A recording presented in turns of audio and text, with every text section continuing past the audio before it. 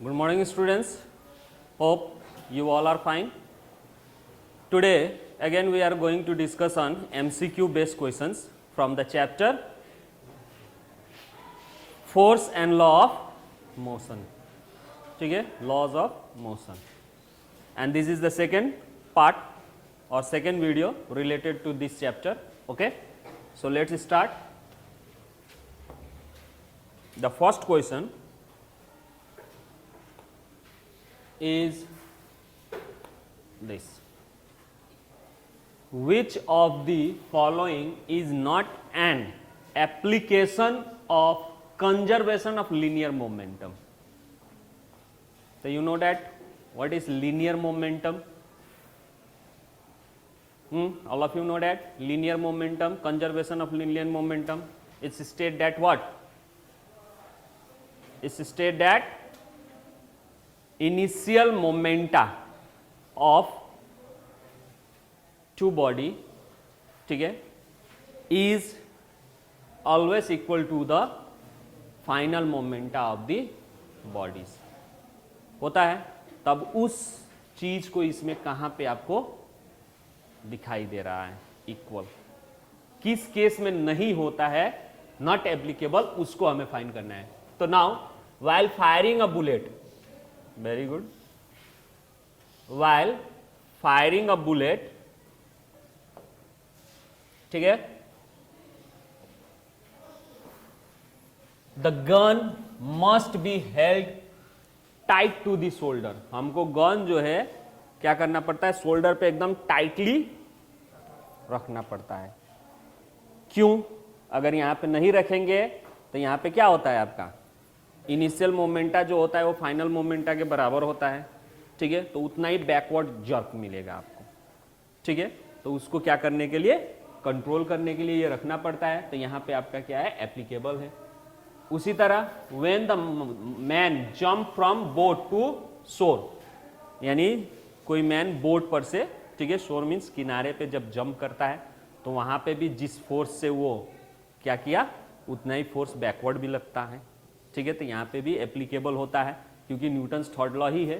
ठीक है, a rocket explode on the Midway from the ground, ground से launch किया, बीच में क्या हो जाए, एक्सप्लोड हो जाए. तो ये थोड़ा सा, ठीक है, लेकिन पहले ये वाला देख लें.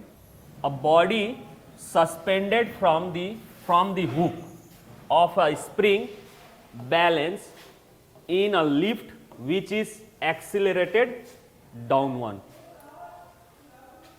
यानी लिफ्ट में देखे होंगे बॉडी जो है क्या होता है, क्या होता है, सस्पेंडेड होता है हुक से ऑफ अ स्प्रिंग. ठीक में, spring balanced in a lift which is accelerated downward, जो नीचे डाउनवर्ड जाता है. तो वहां पे भी आपका क्या होता है, ये एप्लीकेबल होता है.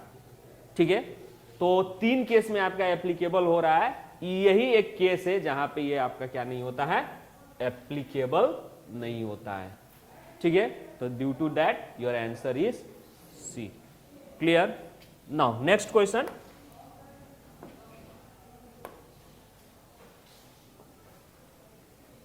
When we stop pedalling, cycle सभी लोग चलाते ही हैं.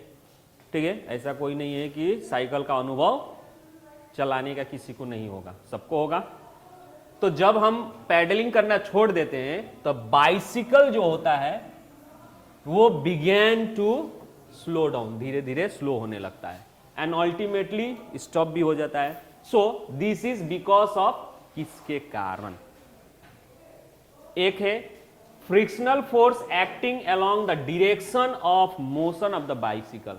यानी यहां पे जो कह रहा है कि जो फ्रिक्शनल फोर्स है वो आपके बाइसिकल का डायरेक्शन ऑफ मोशन जहां है, ठीक है, बाइसिकल का जो डायरेक्शन ऑफ मोशन जहां है उसी डायरेक्शन में क्या होता है, फोर्स ऑफ फ्रिक्शन भी एक्ट होता है. तो ये तो बात हजम नहीं हो रहा है. ठीक है, तो ये आंसर नहीं होगा. Next, air resistance which is in the direction of motion.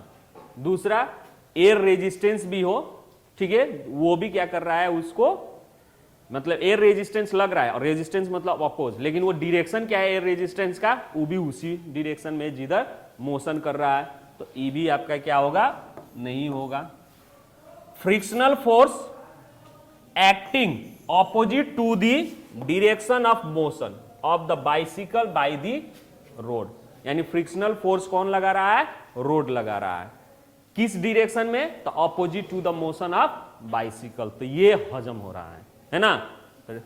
आज चौथा देख ले, द नेचर ऑफ बाइसिकल, यानी बाइसिकल का नेचर है कि पैडलिंग मारना छोड़ दो तो अपने आप रुक जाए, तो ये तो है ही नहीं, उसका नेचर ही नहीं है, ठीक है। तो आपका आंसर क्या होगा, C. Clear. Now next question,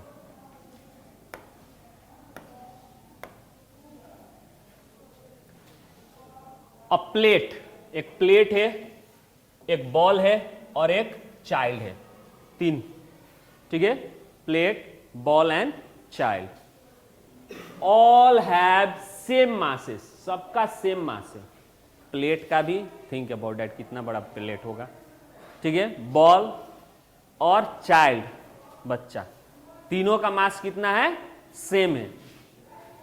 the one having more इनरेशिया, तो ये तीनों में किसका इनरेशिया ज्यादा होगा, प्लेट का, बॉल का, चाइल्ड का, या सभी का इक्वल, क्या होगा गर्ल्स। एक बच्चा है, एक प्लेट है और एक बॉल है, तीनों का मास सेम है, तो किसका इनरेशिया ज्यादा है गर्ल्स।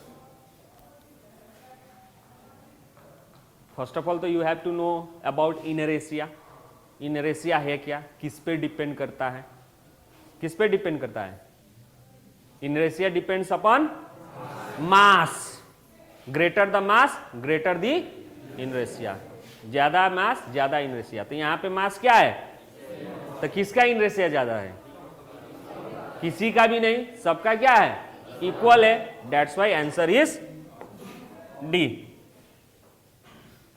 बात समझ में आए ना। नेक्स्ट क्वेश्चन,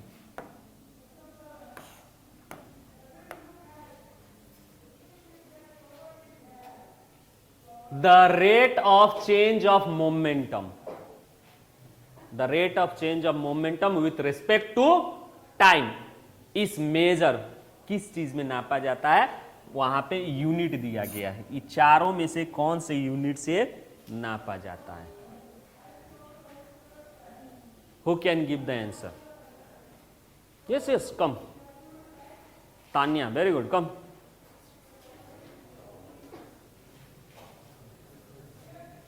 क्या होगा answer, B, why B, rate of change of momentum क्या है, कैसे बी हुआ, हाँ? क्या वहां से रटिए क्या आए थे क्या, कि लहा रहे हो ए बी सी, क्यों चूज किए हो, वो आंसर वो मालूम होना चाहिए ना, केजी मीटर पर सेकेंड है, तो क्यों है, क्यों यही है, क्यों नहीं ये है, क्यों नहीं ये है, क्यों नहीं ये है,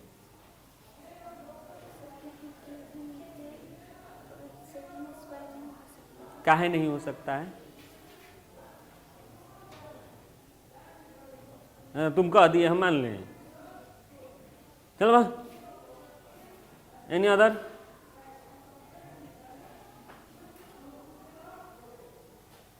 boys middle row, yes come, कौन, बी, वाई, मोमेंटम बोल रहा है, momentum, he is right, he is absolutely wrong, not right। यहां पे क्या कर रहा है, rate of change of momentum क्या है, न्यूटन सेकंड लॉ है, the rate of change of momentum with respect to time equal to क्या है, फोर्स है, तो फोर्स का इसमें से यूनिट कौन है, KG metre per second square, यहां क्या कह रहा है, rate of change of momentum, not momentum. Change in momentum मान लो, चलो चेंज इन मोमेंटम खाली हो तो वो आपका क्या हो जाएगा, मोमेंटम में होगा, क्योंकि चेंज मोमेंटम में से मोमेंटम घटाएंगे तो मोमेंटम में आएगा। लेकिन यहां पे rate of change of momentum वो भी क्लियर बोल दिया, विथ रिस्पेक्ट टू टाइम। तो ये तो फोर्स का बारे में बोल रहा है।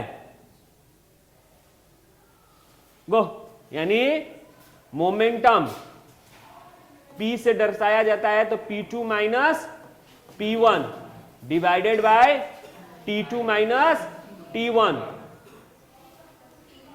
T1।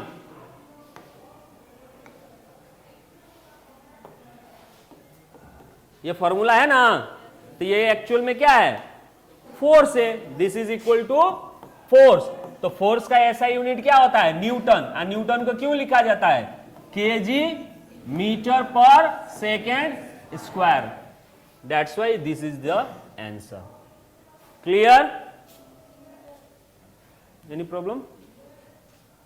KG metre per second square, सही है। अब यहां पे पर नहीं लगा है, इसीलिए आपका ये -2 दिया है। Okay, next. A man throw a ball weighing 200 gram, 200 gram, vertically upward फेंक रहा है with speed this much, initial speed 10 metre per second. Its momentum at the highest point. अब उसको फेंकेंगे तो हाईएस्ट पॉइंट पे जाएगा, वहां पे उसका मोमेंटम कितना होगा। हु कैन डू, कौन कर सकता है? मिडल रो बॉयज,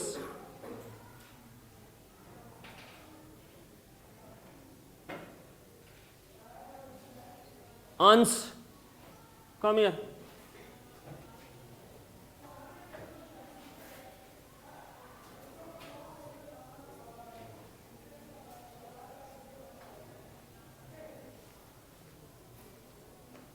क्या होना चाहिए आंसर, y0।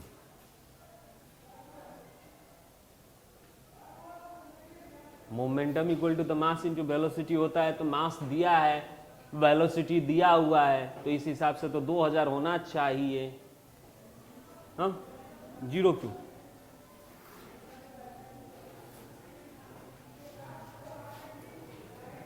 मोमेंटम है ना फाइंड करने को कह रहा है, तो momentum equal to mass into velocity. तो मास भी दिया है, वेलोसिटी भी दिया है, तो 200 गुना 10, 2000 होना चाहिए। लेकिन 0 तुम कह रहे हो, किस आधार पे, हाउ, वाई?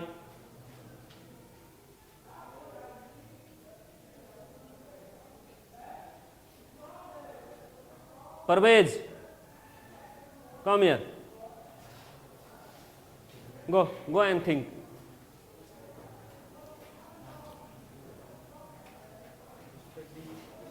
Zero, Y?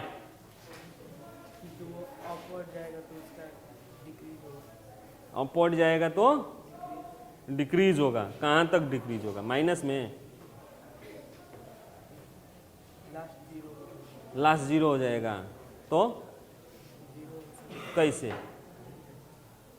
मतलब क्या 0 हो जाएगा उसका?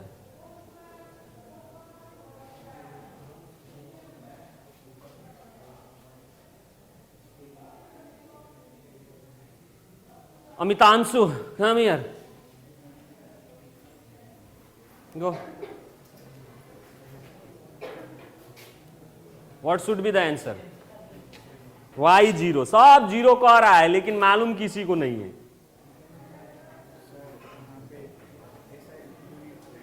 कहां पे? अच्छा, SI यूनिट 200 ग्राम दिया है। Very good.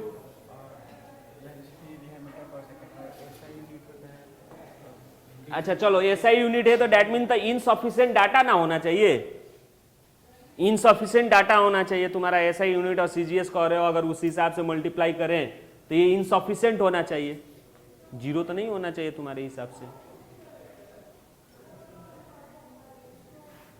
Go, answer is 0। अब ये कैसे 0, तो मान लीजिए ये बॉल है 200 ग्राम है, इसको ऊपर फेंक रहे हैं, हाईएस्ट पॉइंट यहां पे गया, यहां पे बॉल का मास कितना होगा 200 ग्राम में होगा, लेकिन मोमेंटम इक्वल टू क्या होता है आपका मास इंटू वेलोसिटी। तो ये इनिशियल वेलोसिटी 10 मीटर पर सेकंड के हिसाब से जा रहा है, तो जितना ऊपर जाएगा वेलोसिटी कम होता होता जाएगा और हाईएस्ट पॉइंट पे वेलोसिटी 0। तो अब वेलोसिटी 0 हो जाएगा तो आपका क्या होगा मास 200 ग्राम हो, चाहे कुछ भी हो, केजी में चेंज कर लीजिए चाहे ग्रामे में रहने दीजिए, आज 0 से मल्टीप्लाई कीजिएगा तो कितना आएगा 0 ही आएगा, that's why 0। Clear? Next question,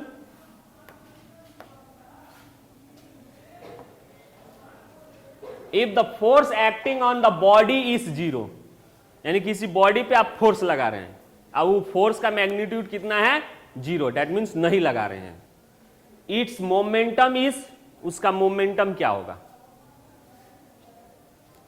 जैसे मान लीजिए बॉडी है, रेस्ट में है,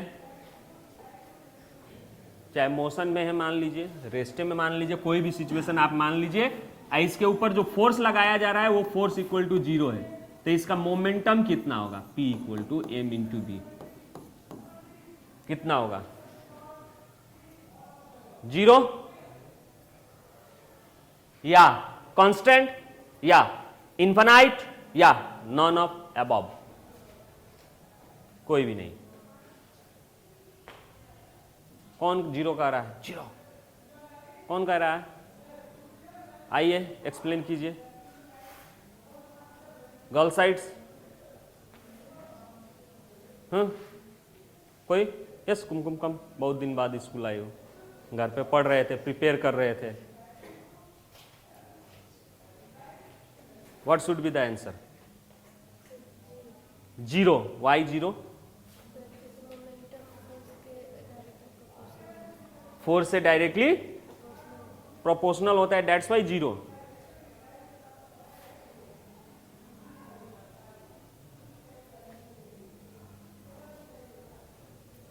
एनी अदर, जाओ, यस अतुल, एक्सप्लेन कर।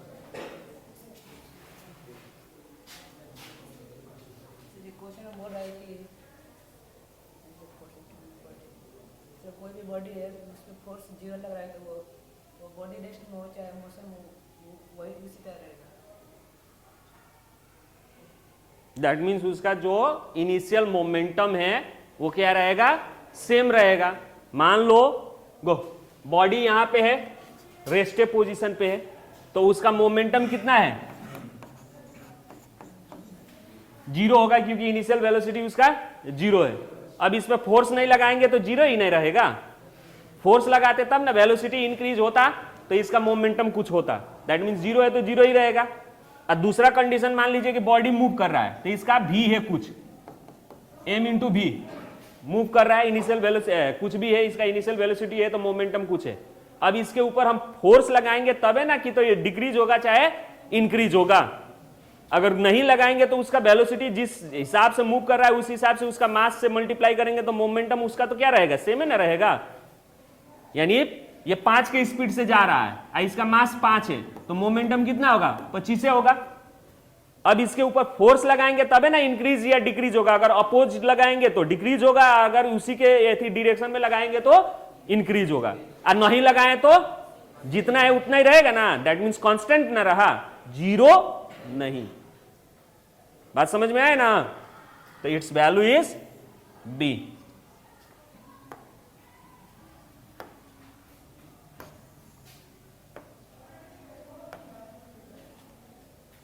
ये तो आंख मूंद के आंसर दे सकते हो, क्लास 8 बेस क्वेश्चन है ये तो।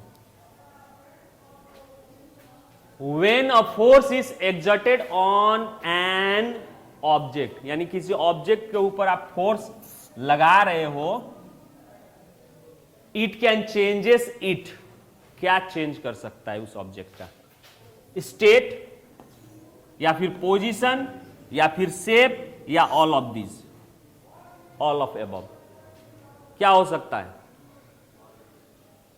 शेप, ऑल ऑफ एबॉव, यानी उसका स्टेट भी हम चेंज कर सकते हैं, यानी रेस्ट में है तो फोर्स लगाएंगे तो मोशन में चला जाएगा। इस पोजीशन, अगर वो किसी पोजीशन पे है उसके ऊपर फोर्स लगाएंगे तो उसका पोजीशन चेंज हो सकता है। जैसे यहां पे मानिए ए पे है, हमने इसके ऊपर फोर्स लगाया तो ये यहां पे सपोज दैट चला गया तो बी पे आया ना, पोजीशन भी चेंज हो सकता है। शेप, फोर्स के यानी किसी ऑब्जेक्ट के ऊपर हम क्या करेंगे, फोर्स लगाएंगे तो वो क्या हो सकता है, उसका शेप चेंज हो सकता है। ठीक है, तो ये all of these is possible, that's why the answer is all of above. Clear? Next question, very easy question. What force can change the velocity of the body of mass 1 kg from 20 metre to 30 metre per second in 2 second? यानी कितना force आप लगाएंगे किसी body के ऊपर जिसका मास 1 kilo है, जिसके कारण उसका जो स्पीड है 20 सेंटीमीटर है, 20 मीटर पर सेकेंड से 30 मीटर पर सेकेंड 2 सेकेंड में हो जाए। यानी 1 किलो मास वाला कोई बॉडी है, इसके ऊपर कितना आप फोर्स लगाइएगा जिससे इसका जो वेलोसिटी था, इनिशियल वेलोसिटी 20 से इसका वेलोसिटी कितना पे चेंज हो जाएगा, 30 पे। अब उसको चेंज होने के लिए कितना समय लगेगा, तो 2 सेकंड लगेगा। तो फोर्स कितना होगा? तो what should be the answer? 5। How? तो वी नो दैट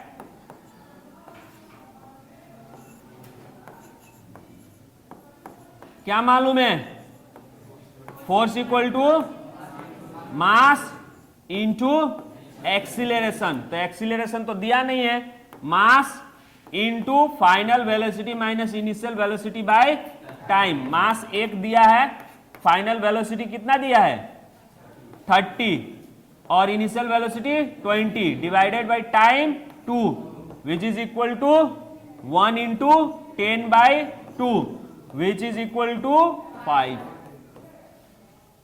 Clear?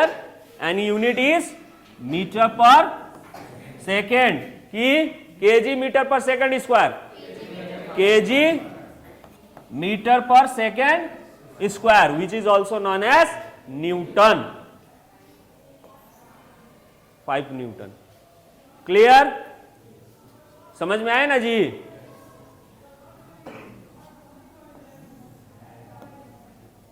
तो ई का होगा, when a 12 Newton force acts on 3 kg mass for कितना सेकेंड, 1 सेकेंड। 1 सेकेंड के लिए क्या हो रहा है, 12 न्यूटन फोर्स जो है 3 kg मास पे लग रहा है।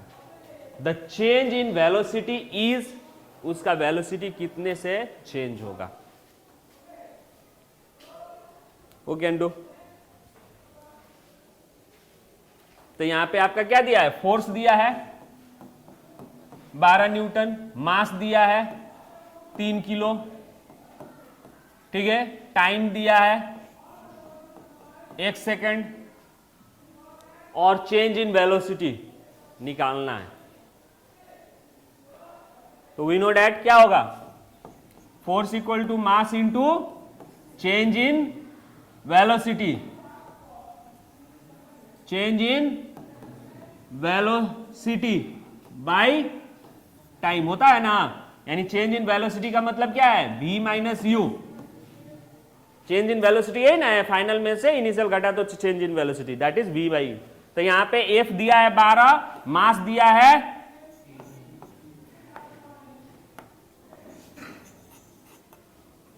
ठीक है, f दिया है आपका 12, m दिया है 3। आज चेंज इन वेलोसिटी निकालना है, मान लीजिए x और टाइम दिया है 1 दिया है ना जी। तो ये क्या हो जाएगा, 12 equal to 3x। So x equal to कितना हो जाएगा 4। यानी कितना चेंज इन वेलोसिटी होगा, तो 4 क्या metre per second. Clear?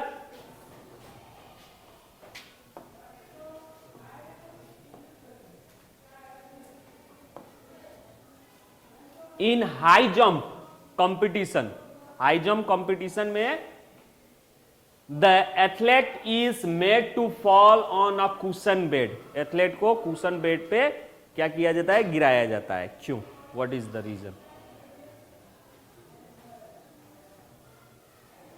To decrease the momentum fast, momentum को डिक्रीज करने के लिए, या मेक हिम स्टॉप क्विकली, वो जल्दी से रुक जाए, या increase the time to stop, time increase हो स्टॉप होने से पहले, या फिर मेक हिम स्लीप कंफर्टेबली, वहां पे आराम से सोए इसलिए। तो क्या होगा आंसर? डी, क्योंकि दौड़ के आया है तो एकदम थक गया होगा, हाई जंप करेगा तो इसीलिए ऊपर से एकदम जंप करके आराम से कुशन पे सो जाए। तो आंसर इज डी नहीं, आंसर इज सी। क्यों सी? Y C? क्योंकि जितना टाइम इंक्रीज होगा उतना इंपैक्ट जो होना है वो क्या होगा, टाइमिंग बढ़ेगा। तो इंपैक्ट का टाइमिंग बढ़ेगा तो फोर्स घटेगा, ठीक है, तो उसको कम चोट लगेगा, फॉर दैट रीजन, ठीक है। नेक्स्ट,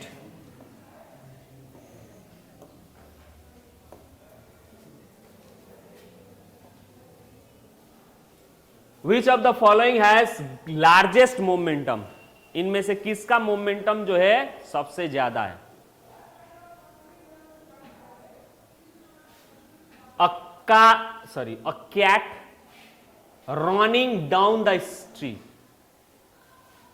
एक कैट जो है स्ट्रीट गली में क्या कर रही है, राउंड कर रही है, उसका, या a pickup truck travelling down the highway, pickup जो है पिकअप ट्रक जो है हाईवे पे रन कर रहा है उसका, या a large truck park in parking lot, एक बड़ा सा ट्रक जो है पार्किंग लॉट पे पार्क किया गया है उसका, या a car park in a parking lot, या कार जो है पार्क किया गया है पार्किंग लॉट पे।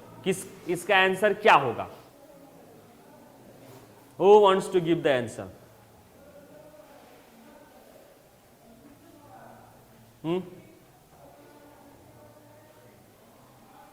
सत्यम, कम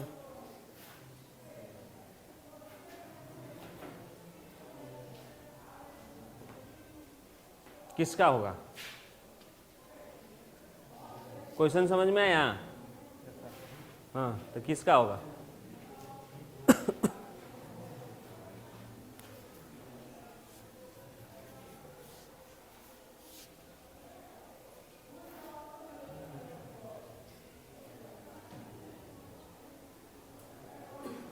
वे समित, कम बी, क्यों? Why? Why B? Why not C? Why not D? Why not A? क्या है बी? ए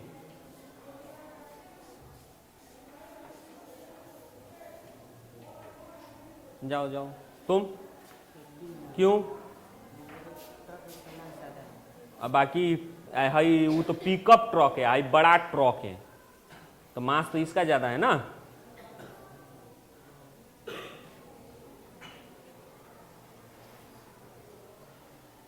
पिकअप ट्रक का मास ज्यादा है या लार्ज ट्रक का मास ज्यादा होता है? ट्रक देखे हो अब पिकअप देखे हो, दोनों में कौन बड़ा होता है?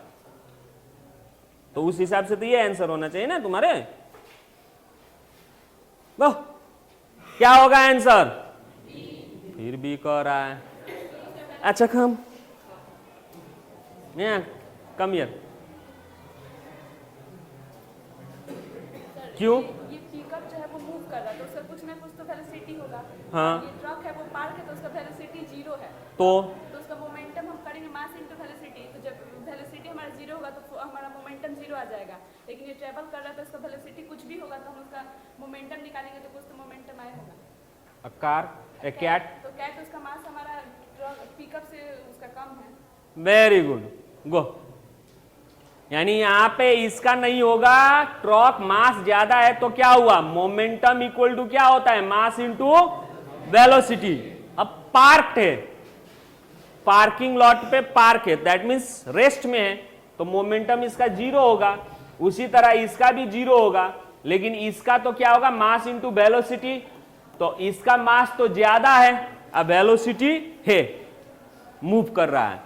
अब कैट भी मूव कर रही है, तो कैट क्या क्या है, मास ट्रक के तुलना में बहुत छोटा है, इसीलिए उसका मोमेंटम इससे कम होगा। दैट मीन्स लार्जर मोमेंटम किसका होगा, किसका होगा, पिकअप ट्रक का। क्लियर?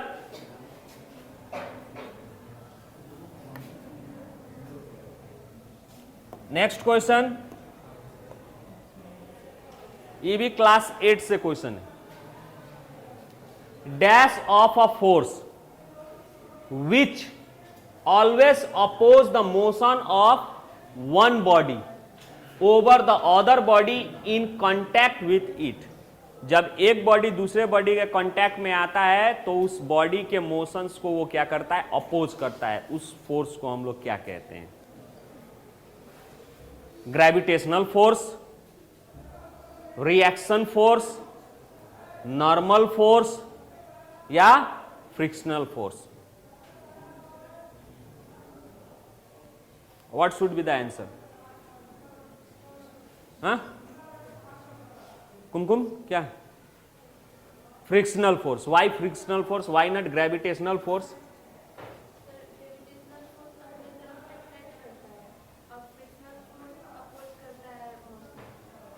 तो वो भी तो अपोजिट ना हुआ। मान लो कि हम ऊपर जा रहे हैं, ग्रेविटेशनल फोर्स तो उसको नीचे खींचेगा ना, तो अपोज तो कर रहा है ना।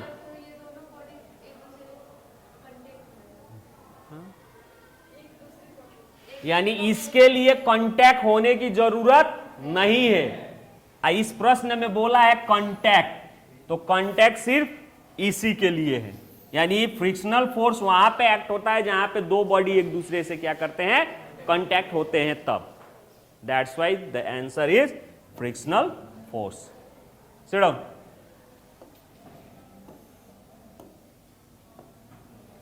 ये तो और सिंपल है। When the driver of a fast moving car suddenly apply brakes, the passengers in the car fall backward, पीछे की तरफ गिर जाते हैं, या fall forward, आगे की तरफ गिर जाते हैं, या are not affected, कुछ नहीं होता है, या फिर none of above। क्या होता है, पीछे की तरफ गिर जाते हैं ना, आगे की तरफ। अब पीछे की तरफ कब गिरते हैं, जब अचानक स्टार्ट होता है, रुके हैं अचानक स्टार्ट होता है तब। ये सब किसके कारण होता है, due to इनरेशिया।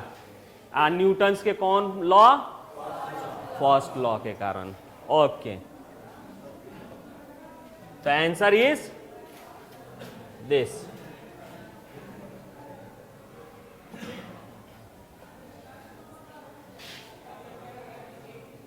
Who give the answer?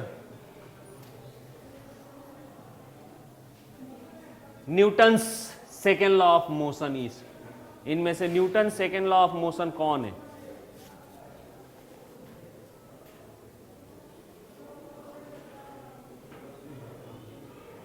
Bharti, Alka Bharti, come here.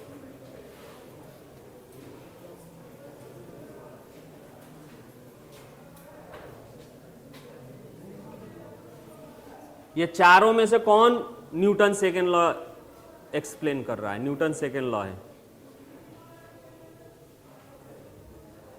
Newton second law क्या कहता है, क्या देता है?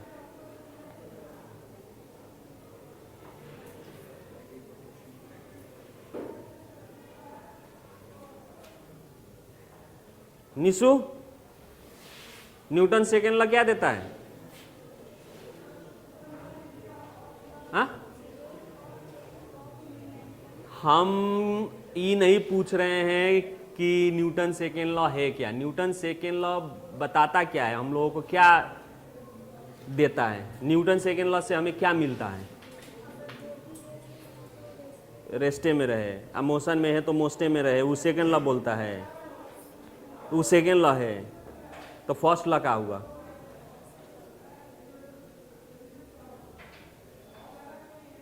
श्रेया बाबू जाओ।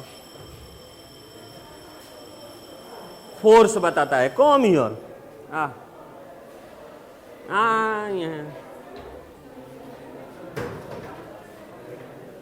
न्यूटन सेकेंड लॉ फोर्स बताता है। Very good. इसमें से कौन फोर्स बता रहा है? B number. क्यों, कैसे?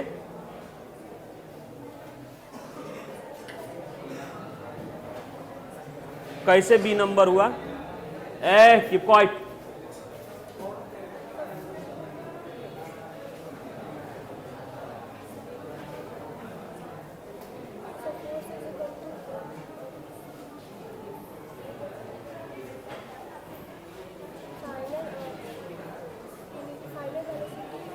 तो ये ना है वेलोसिटी, ये वेलोसिटी है।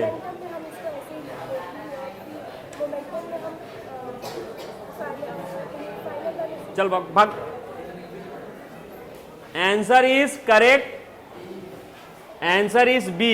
बिकॉज फोर्स क्या कहता है? Rate of change of momentum. तो यहां पे मोमेंटम चेंज हो रहा है, this is final momentum, initial momentum. तो change in momentum rate time with respect to time, that's why this is the answer. So आज के वीडियो में बस इतना ही। We will be continue in next video. Thank you, have a nice day.